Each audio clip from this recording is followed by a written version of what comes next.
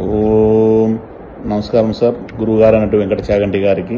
Sir నా పేరు P Chandrasekhar, మాది ఆంధ్రప్రదేశ్ రాష్ట్రము, కడప జిల్లా జమ్మలమూడు గ్రామం సార్. సార్ నాకు చిన్న డౌట్ సార్.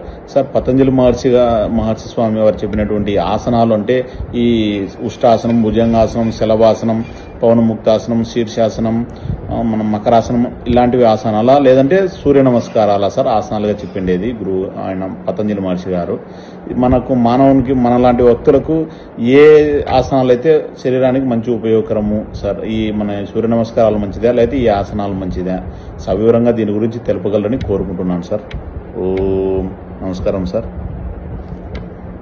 ఓం నమస్తే. నేను doctor Venkatachaganti, president, university of applied Vedic sciences. Chandrashekar గారి ప్రశ్న విన్నారు కదండి. ఆసనాలు, ఆసనం అంటే ఏమిటి? యోగ దర్శనము దానిలో పతంజలి గారు చెప్పింది ఏంటంటే తత్ర స్థిర సుఖమాసనం అని చెప్పారు. అంటే తత్ర ఇక్కడ స్థిరంగా ఉంటే సుఖమాసనం. ఏది స్థిరంగా ఉంచగలిగితే, దేన్ని స్థిరంగా ఉంచాలి? ఆత్మని, శరీరాన్ని, అంటే మనసుని, శరీరాన్ని, వీటిని మనము స్థిరంగా ఉంచగలగాలి. ఎక్కడైతే స్థిరంగా ఉంచుతామో అక్కడే ఉపాసన ఫలిస్తుంది. స్థిరంగా లేకపోతే ఎట్లా ఫలిస్తుంది?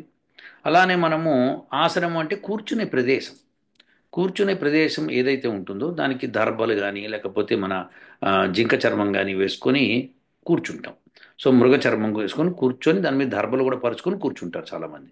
సో అది ఏదైతే సుఖాన్ని ఇస్తుందో అది ఆసనం. సో సుఖాన్ని ఇవ్వటం అంటే ఏంటి? సుఖంగా ఉంటేనే అక్కడ ఎక్కువసేపు కూర్చోగలుగుతాం, లేదా కూర్చోలేం. సో అలా కొంతమంది పీట మీద కూర్చోవాలి, నేల మీద కూర్చోవాలి, ఇవన్నీ చెప్తూ ఉంటారు. కొద్దిగా ఇది వాళ్ళ వాళ్ళ పద్ధతుల ప్రకారం అలా కూర్చోవచ్చు, కానీ అది పద్ధతి కాదు.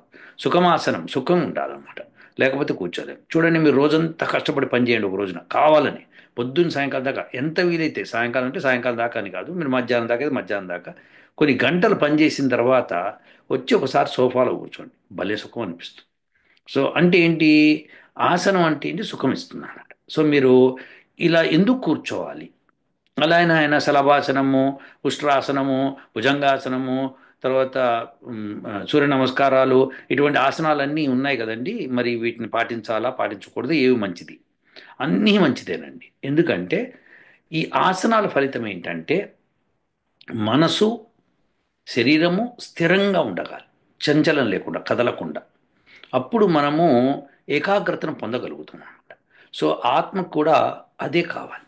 సో అందుకని ఉపాసన చేసే కార్యకర్తలు అందరూ కూడా ఈ ఆసనాన్ని స్థిరపరచుకోవాలి.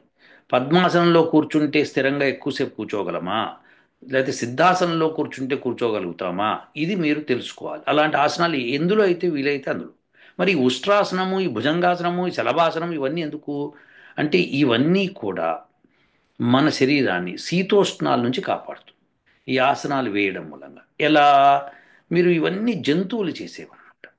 సో ఏ జంతువు ఏ ప్రాంతంలో నివసిస్తుందో వాటికి ఏ చేష్టలు చేస్తుందో ఆ చేష్టల్ని మనం చేయడం మూలంగా శరీరంలో ఆ వాతావరణాన్ని తట్టుకునే పరిస్థితి ఏర్పడుతుంది.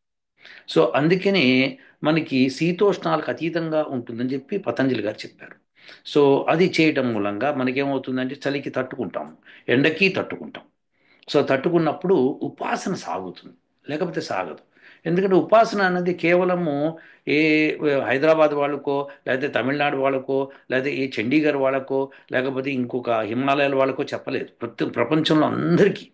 కాబట్టి ఏ ప్రాంతంలో ఎవరెవరు ఉంటారో, ఏ జంతువులు ఏమేం చేస్తుంటాయో వాటిని చూసి నేర్చుకోమని పతంజలి గారు చెప్పారు. సో ఇప్పుడు కుక్కను చూడండి, మీ ఇంటి దగ్గర ఏదైనా ఎప్పుడైనా చూడండి, సడన్గా అది కూర్చున్నది లేచి రెండు కాళ్ళు ముందుకు జాపేసేసి ఇట్లా తల ఉంచేసేసి ఒకలాంటి స్ట్రెచ్చింగ్ చేస్తుంది. అదొక ఆసనం. సో దాని మూలంగా దానికి శీతోష్ణాలు తట్టుకునే పరిస్థితి ఏర్పడుతుంది.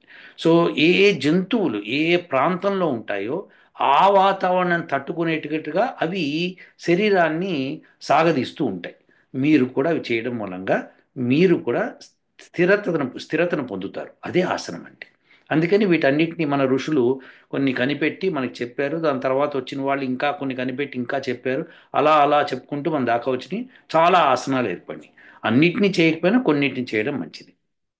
దాంతోపాటు వీళ్ళు ఈ ఆసనాలు వేయటం మూలంగా కొన్ని జబ్బులు నివర్తిస్తుంటాయని కూడా చెప్తుంటారు. సో ఎందుకు వచ్చినాయి ఆ జబ్బులు కనిపెట్టండి. ఎందుకు వచ్చినాయి అంటే శీతోష్ణాలు సరిగ్గా లేకుండా మన శరీరంలో అది సరిగ్గా సమతుల్యంగా లేకపోవడం మూలంగా అవి వస్తుంటాయి. వాటిని ఆ యొక్క ఆసనాల మూలంగా నివర్తించవచ్చు. సో అందుకని ఆసనాలు అవసరం. సో మనకి యమ నియమాలు, ఆసన ప్రాణాయామ ఇలా చెప్పుకుంటూ వెళ్ళారు అష్టాంగ యోగా.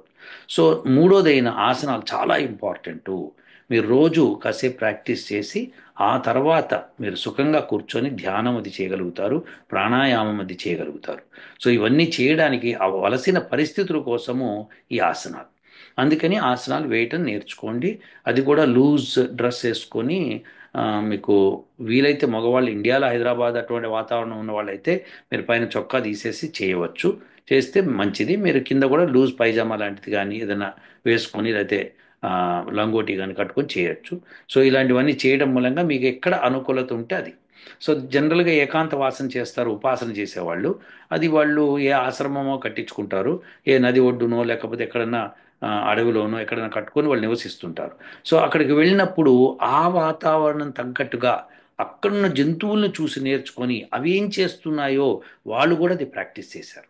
అందుకని వాళ్ళకి అది ఆసన సుఖమైందనమాట. అప్పుడు కూర్చుంటే వాళ్ళకి ఏమవుతుందంటే బయట నుంచి వచ్చే శీతలము కానీ ఉష్ణం కానీ తట్టుకొని ఎక్కువసేపు ఉపాసన చేయగలుగుతారు. ఇది అందుకని మనము ఆసనము వేయవలసిందే. ఈ ఆసనాలన్నీ వేసి అలానే మనం కూర్చొని మనము ఏదైతే ఉపాసన చేస్తామో ఆ ఆసనం కూడా మనం స్థిరపరచుకోవాలన్నమాట. సో ఏ ఆసనంలో కూర్చుంటే సిద్ధాసనంలోనో పద్మాసనంలోనో ఎక్కువసేపు కూర్చోగలుగుతున్నాం అని మనం ప్రాక్టీస్తో తెలుసుకోవాలి. తెలుసుకొని దాన్ని స్థిరపరచుకోవాలన్నమాట.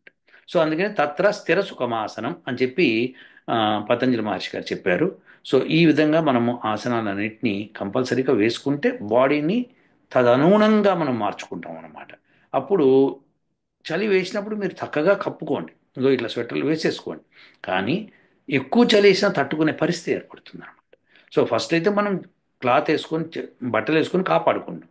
కానీ యోగి అన్నవాడు రోజు రోజుకి ఏమవుతుందంటే ఇక డిపెండెన్సీ తగ్గించేస్తాడు ప్రపంచంతో. అప్పుడు అతనికి వస్తువులు తగ్గిపోతూ ఉంటాయి అన్నమాట. సో అలాంటప్పుడు అతను ఏం చేయాలి అనడానికి ఇవన్నీ సిద్ధపరచుకుంటే ఆటోమేటిక్గా శరీరాన్ని స్థిరపరచుకొని ఆ ఉపాసన అష్టాంగ యోగాలు అవలంబించి మోక్షం పొందే ఛాన్స్ ఎక్కువగా ఉంటుంది. ఇదండి ఆసనాల యొక్క ముఖ్యత. ఉంటానండి. ఓ